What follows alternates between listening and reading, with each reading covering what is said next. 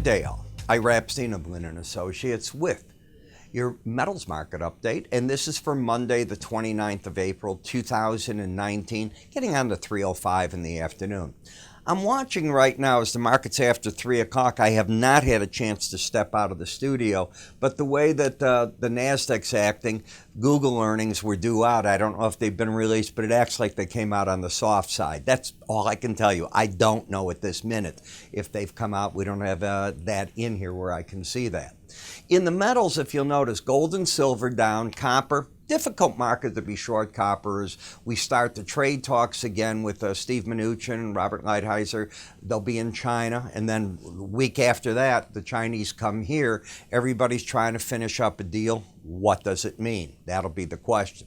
What I can tell you in gold is you had an embedded reading, and for those of you that watch these tapes, you know, an embedded reading's when the slow stochastic oscillator, a price momentum oscillator, was locked in bearish and lost it.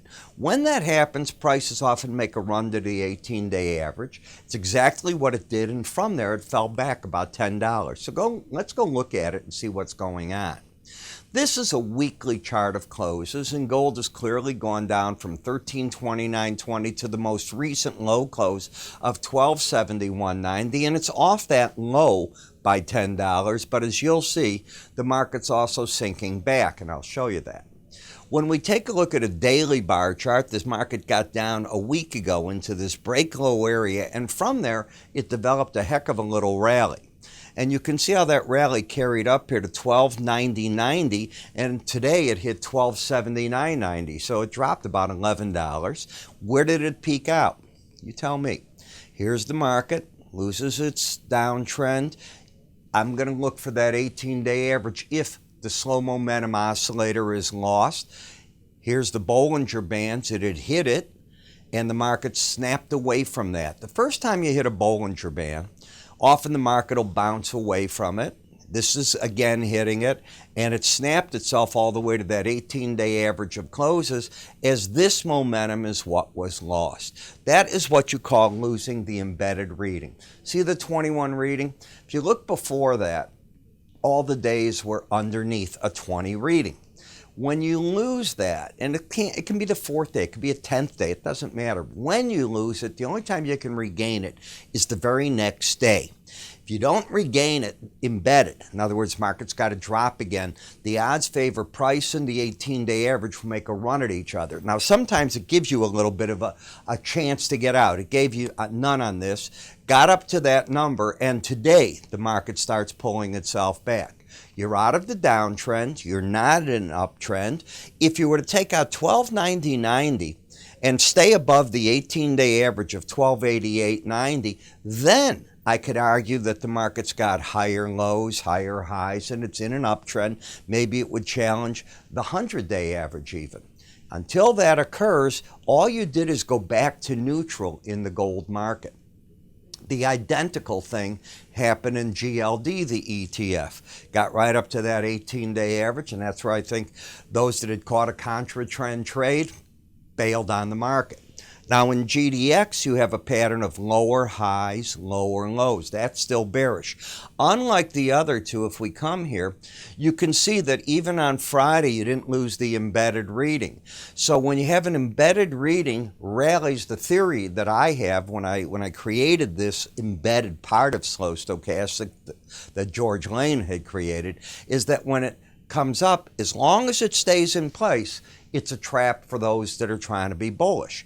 The bias down, the trend down. In order to negate the downtrend, you've got to take out 2143. You have 2 layers of resistance above you at 2165 to 80, and you have an embedded reading. So there's nothing yet bullish on that. If the market wants to drop down further, maybe the lower Bollinger Band comes into play. As for the gold-silver ratio, I'll call this playing around the 18-day average of closes, which has gone pretty flat. So you're either above it, below it, you're just sort of doing that waffling back and forth. But as of this moment, at least in time, gold is still stronger than silver, and that's because the market is marching up in price. That means you need more ounces of silver to buy an ounce of gold.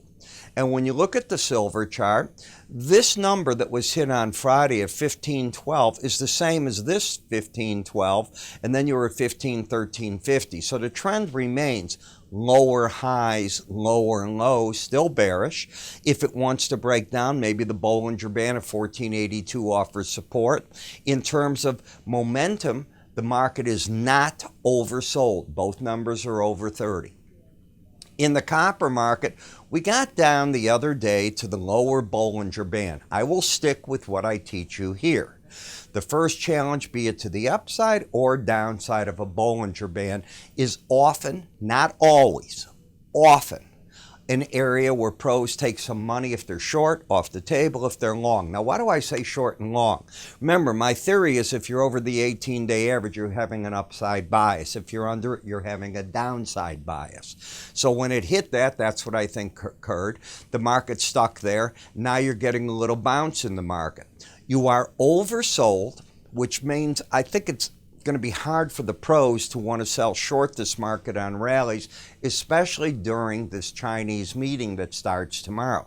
That doesn't mean they're bullish. The trend is still down. In fact, on this pattern, if you were to take out 290.240, you would, if you just went straight up to do that, you'd have a lower low, higher high. I can make arguments that you're trying to do what? Push the downside range a little bit, but we tried that on the upside too and it didn't go. Still a choppy market. In the platinum market, the market negated last week the downtrend. Lower highs, lower lows. If you took out 897.90, momentum down, it took that out. That negates any trend. Now you've got a lower low, higher high, and all you're doing is playing at that number. The palladium is where the action has been. That market rallied back up last week to the upper Bollinger Band, tried to stay over it, couldn't, and went right back to what I call that line in the sand today, the 18-day average of closes, and sort of held right there. Now, momentum had gotten overbought. Momentum is now turned down. You have no trend. You still have what I can call higher lows, higher highs, but you're under the 18-day average of closes. They all negate each other. You have nothing.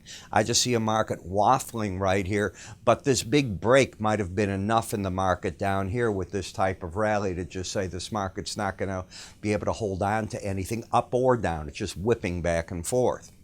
In the dollar index, we had gotten pretty bullish, closing a number of days over the upper Bollinger Band. On Friday, you lost that, and you're following through a little bit to the downside. More important, you're not getting an embedded reading. You're just overbought. With all the economic data that starts tomorrow, and yeah, it starts tomorrow, FOMC meetings, we're going to hear from the European Central Banks, Bank of England, we're going to hear how Chinese data is, Italy and France, how are they doing? I can go on and on. I've been writing about it, even though I missed a few days of work coming in here for you.